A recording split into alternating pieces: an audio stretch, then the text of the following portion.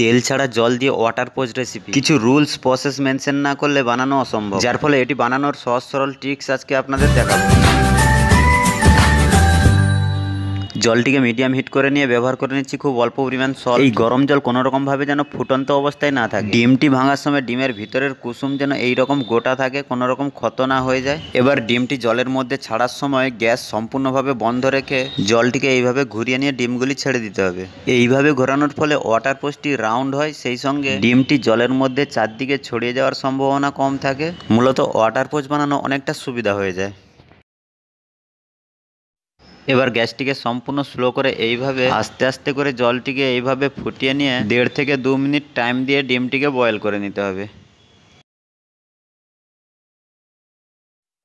এই water post recipe মূলত যাদের তেল খাওয়া বারণ আছে, সেই সঙ্গে হেলদি টেস্টি প্রোটিনে ভরপুর ওয়াটার পোস্ট রেসিপিটি মূলত যাদের ফ্যাট বেশি রয়েছে কিন্তু প্রোটিনের চাহিদা রয়েছে তাদের জন্য।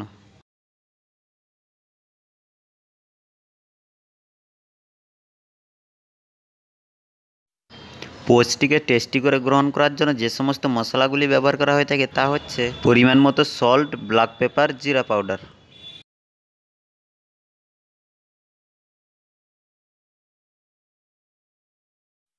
এবার এই রেসিপিটি কীরকম বানানো হয়েছে সেটা দেখার জন্য কাটিং করে নিচ্ছি। দেখুন কতটা পারফেক্টলি বানানো সম্ভব হয়েছে।